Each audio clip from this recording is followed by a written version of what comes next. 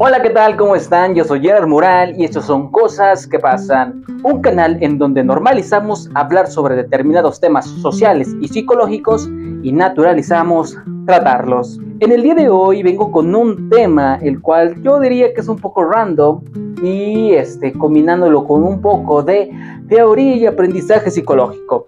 Ya como lo vieron en el título del video, hoy hablaremos sobre la psicología de la comida. ¿Saben? En algunos experimentos que han formado las bases de la psicología, parte de los elementos primordiales han sido los alimentos o caramelos o bebidas, ya que sirven como una especie de elemento condicionante de la conducta. Hoy en día nosotros podemos utilizar los alimentos ya sea como un estímulo de recompensa, es decir, a lo mejor cuando tú tienes una tarea y la has realizado con éxito, tú mismo u otra persona te puede condicionar con el mismo, o a través de la relación del alimento con recuerdos que pueden ser negativos. Por ejemplo, que no te guste un alimento y también lo asocies con un recuerdo devastador, pues ciertamente va a tener repercusiones negativas. Ahora bien, desde términos neurológicos, cuando nosotros consumimos alimentos, caramelos, dulces o bebidas u otro tipo de sustancias, lo que hace nuestro cuerpo es producir neurotransmisores, los cuales son sustancias neuroquímicas, las cuales permitirán que se pueda transmitir información de una neurona hacia otra. Haciendo una pausa informativa, durante la comunicación entre neuronas no hay un contacto físico como tal, sino que los neurotransmisores son los encargados de transmitir información a través de estímulos eléctricos. A este fenómeno se le conoce como sinapsis. Para que lo puedan entender un poquito más fácil, digamos que, por ejemplo, una neurona podría ser un cable o una entrada tipo C y otra neurona podría ser una entrada tipo USB. Pues bien, los neurotransmisores son el cable intermedio, el cual se podría decir que es el cobre. Pues así como el cobre permite la transmisión de energía eléctrica de un punto hacia otro, los neurotransmisores también tienen ese objetivo. Entre las funciones que tienen, por ejemplo, la dopamina son la recompensa, el aprendizaje, la motivación, la recompensa cerebral, el placer. Mientras que la serotonina es comúnmente conocida como la hormona de la felicidad, es aquella principalmente responsable de la regulación emocional. Ahora bien, eso si le hablamos desde el término de placer o que nos gustan los alimentos. Sin embargo, por el lado contrario, tienden a producirse los neurotransmisores de adrenalina y noradrenalina, los cuales son los encargados de estimular el aparato simpático del sistema nervioso, el cual su principal función es activar los mecanismos de amenaza, en este caso de huir, o también pueden producir sentimientos de desagrado. Pero a lo mejor tú puedes decir, Gerard, ¿y esto qué tiene que ver con psicología? Muy sencillo, debemos conocer cómo son los procesos químicos que pasan en nuestro sistema nervioso, ya que al comprender cuáles son las sustancias que nos agradan y las que no nos agradan, podemos entender cómo esto también puede regular o estimular nuestro comportamiento. Ahora bien, entrando en el estudio de los alimentos dentro de la psicología, en el enfoque cognitivo-conductual se menciona que los alimentos también pueden ser utilizados como reguladores del pensamiento y el comportamiento. Esta teoría no solamente se ha aplicado en términos científicos, sino que hoy en día también lo podemos ver. Por ejemplo, desde que éramos pequeños algunos tal vez nos condicionaron nuestro comportamiento, algo muy común. Cuando teníamos buenas calificaciones era frecuente que nos dieran un caramelo o nuestra comida favorita. O por el lado contrario, si nosotros a lo mejor teníamos malas calificaciones o cometíamos algún tipo de acto inapropiado, lo más común era que ni siquiera nos dieran de comer la comida favorita o que comiéramos la comida que menos nos agradaba. Entonces, de cierta manera, el condicionamiento de nuestro comportamiento también estaba regulado basado en nuestros alimentos y en base en ello, pues obviamente teníamos respuestas. Ahora bien, entrándonos en este análisis, el hecho de que nosotros démosle una importancia o una simbología a lo que nosotros comemos también es un detonante de ciertas creencias. Por ejemplo, si nosotros comíamos verduras, algunos infantes podrían decir, es que es venenoso porque para mí, si no sabe bien, no es rico, y si no es rico, no es saludable, y si no es saludable, es peligroso. O por el lado contrario, si es dulce, me hace sentir bien, me hace sentir placer, me siento feliz al consumirlo, entonces son alimentos buenos. Si nos damos cuenta también, los sabores son un factor muy importante dentro del concepto de creencias de los alimentos. Entonces ahí, como una recomendación plus, si nosotros queremos consumir ciertos alimentos, también es muy importante modificar un poquito el sabor. Este tipo de teoría se puede aplicar principalmente en los infantes. Como ya les había mencionado anteriormente, desde que somos pequeños asociamos lo dulce o lo placentero con lo saludable o lo que nos desagrada con peligro.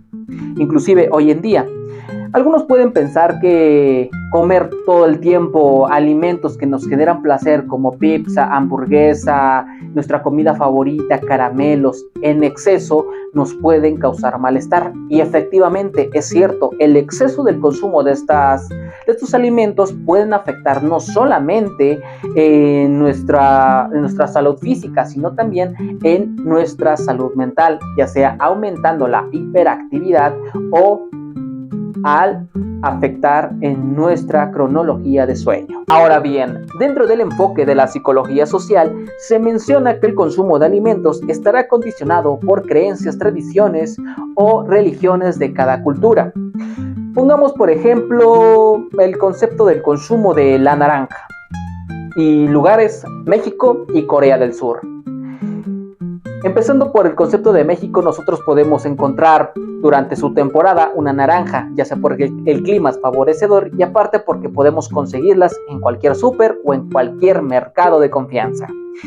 Sin embargo, ahora si nos pasamos del otro lado de Corea del Sur, entonces podemos entender que el clima tal vez no es favorecedor para su producción, aparte de que se tiene la creencia de que las personas que tienen mayor adquisición de este tipo de frutos o de carne son personas que tienen altos ingresos económicos. Claro que esos son pensamientos que son muy diferentes. Si nosotros pudiésemos tener una fruta a la mano, podríamos decir, es porque yo considero que todos en el mundo pueden tenerlas, pero si tomamos ese concepto basado en el clima, pero también en el pensamiento que pueden tener unas personas con respecto a las posibilidades económicas, pues claramente hay una diferencia. Ahora, centrándonos en la terminología religiosa, un ejemplo, la vaca. Aquí tal vez en México podemos encontrar una inmensidad de productos que se pueden hacer con la carne de este animal. Sin embargo, en algunos lugares como la India está prohibido el consumo de la vaca, ya que en términos religiosos la vaca es un animal divino. Con este punto quiero explicarles o quiero darles a entender que el consumo de alimentos también va a variar mucho del lugar en donde nosotros estamos. Porque sí, inclusive algunos especialistas del marketing tienden a tomar como variables el contexto cultural, en donde, por ejemplo, la marca McDonald's, entre uno de sus análisis de marketing, decidió aplicar nuevos modelos de productos de hamburguesas en Estados Unidos y en la India. En Estados Unidos, obviamente, se consumió hamburguesas con carne, mientras que en la India se aplicó un nuevo modelo, en donde los alimentos o hamburguesas eran hamburguesas vegetarianas, en donde no se ocupaba carne de animal. Si nos damos cuenta, el contexto cultural es un factor condicionador de lo que nosotros comemos. Ahora bien, continuando con el enfoque humanista, mencionan que los alimentos son primordiales dentro de la jerarquía de necesidades. Esto de acuerdo con la teoría de las necesidades del autor Abraham Maslow, en el cual menciona que dentro de la satisfacción de necesidades es primordial satisfacer las fisiológicas, entre ellas la alimentación. Y en un principio suena un poco lógico, ¿no creen? Si nosotros no estamos vivos como queremos, realizar nuestras metas o objetivos, o cómo queremos ser funcionales o tener nuestro mayor potencial. De hecho, desde este punto hablamos desde el concepto de la alimentación ligada con otro aspecto inquietante. Esta teoría también menciona que la insatisfacción de ciertas necesidades, en este caso la alimentación, puede desarrollar psicopatologías. Entre algunas de las psicopatologías más frecuentes ligadas con la alimentación podemos encontrar la anorexia y la bulimia, entre las cuales se tiene el concepto de que la alimentación o consumir alimentos pueden estar ligados con problemas emocionales. De hecho, algunos tienden a tener frases como te estás comiendo tus pensamientos o emociones, u otros como si como me voy a sentir gordo o gorda, prefiero no hacerlo. Y es aquí en donde este enfoque respalda el hecho de que comer o alimentarse no tiene nada de malo. Al contrario, comer permite que nosotros estemos sanos, y si nosotros estamos sanos, entonces podemos tener nuestro mayor potencial y así lograr nuestras metas y objetivos al punto de alcanzar la última necesidad, que es la necesidad de la autorrealización. Ahora bien, en el concepto del psicoanálisis, el concepto de la alimentación también puede ser relacionado con ideas de separación o apego, principalmente de la madre hacia el hijo. De hecho, la alimentación también está relacionada con sentimientos de placer. Por ejemplo, cuando nosotros nos sentemos plenos o queremos reforzar vínculos, lo más frecuente es que lo celebremos a través de un banquete o una comida, para celebrar cumpleaños, reuniones, algún tipo de logro, etcétera, etcétera, etcétera. O por el lado contrario, cuando nosotros nos sentimos decepcionados o sentimos una tristeza inmensa, por ejemplo, un rompimiento o un rechazo, lo que se tiende a hacer es la satisfacción oral, es decir, a través del consumo de alimentos, porque en este punto se está satisfaciendo aquellas emociones o se está tratando de complementar a través del consumo de alimentos. Inclusive también, como lo habíamos mencionado anteriormente, ciertas variables pueden estar asociadas con recuerdos o comportamientos inconscientes. Por ejemplo, el hecho de consumir ciertas sustancias o ciertos alimentos también pueden condicionar o pueden estar asociadas a recuerdos o pensamientos inconscientes. Esto ya sea para bien, a través del desarrollo o a través de generar placer, o para mal, a través del desarrollo de problemas emocionales. Ahora bien, en este apartado es muy importante hablar sobre el concepto de la relación de los trastornos mentales con la alimentación. En este caso es el estudio de ciertos trastornos alimenticios, entre los que puede destacar el trastorno de anorexia, de bulimia o el trastorno por atracones. Empezando por el trastorno de la anorexia, se caracteriza porque el individuo tiende a tener un consumo restrictivo de alimentos, lo cual tiende a provocar desmayos, mareos, entre otro tipo de problemas fisiológicos. Mientras que en el trastorno mental de bulimia, la persona consume con normalidad alimentos o excesivo para después vomitar. Y esto también tiende a tener ciertos problemas dentro de la salud física. Y por último, el trastorno por atracones.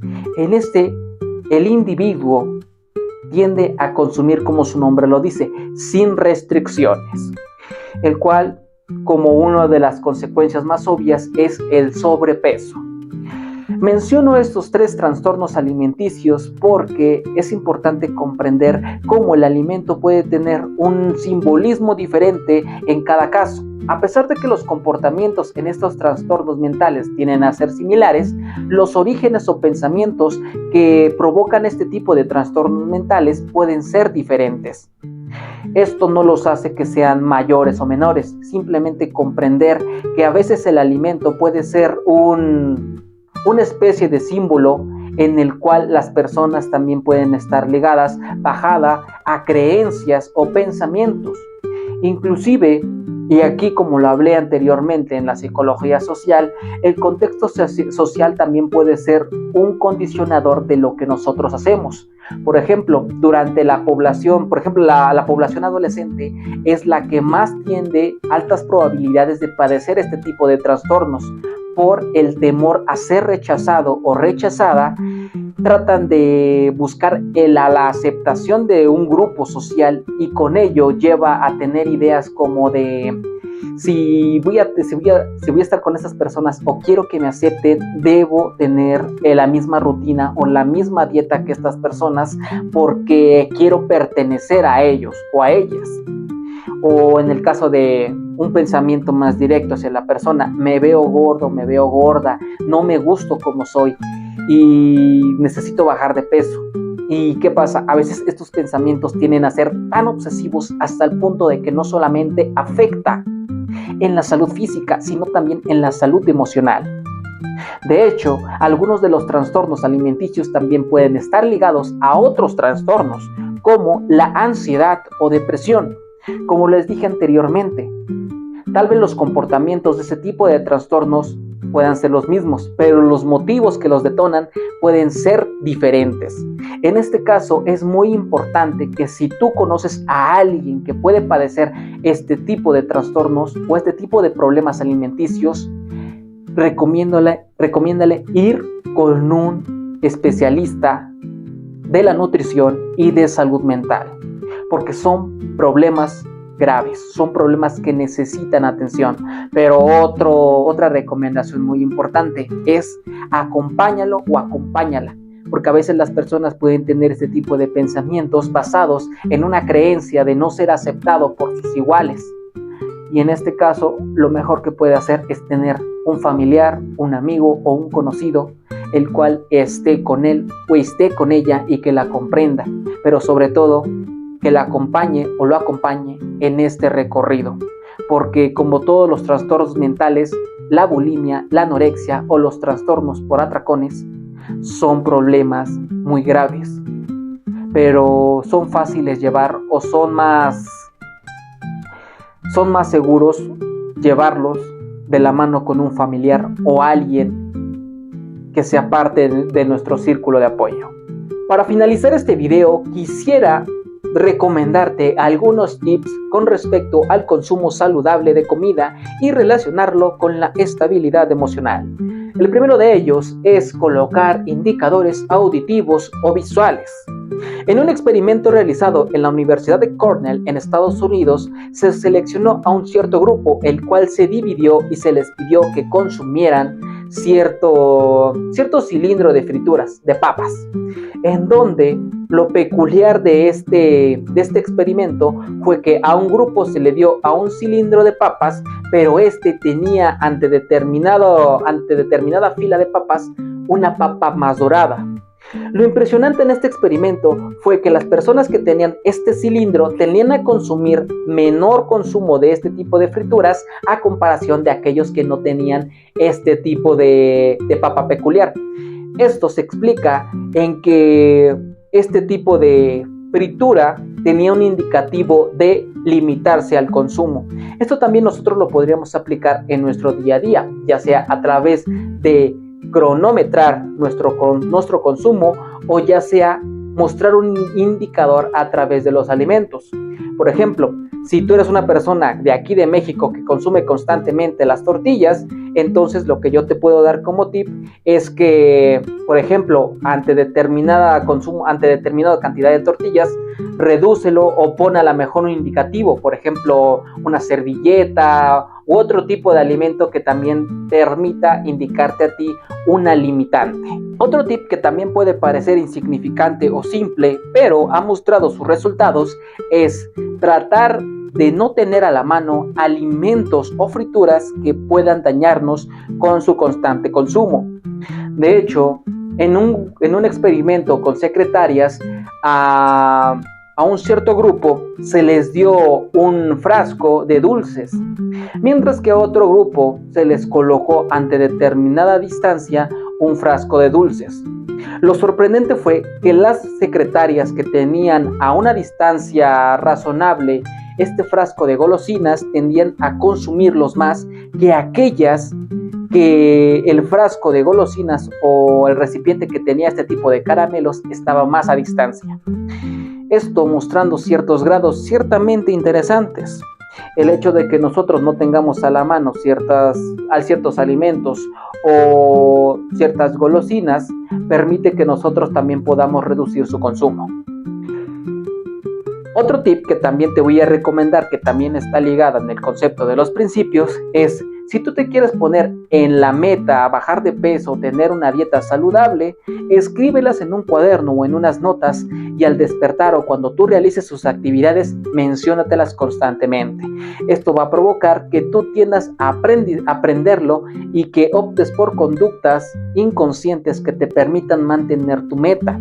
Esto va a ayudar a que tú desaprendas conductas que pueden ser autodestructivas con relación a tu dieta y vas a aprender nuevas rutinas, claro, siempre teniendo claro los objetivos.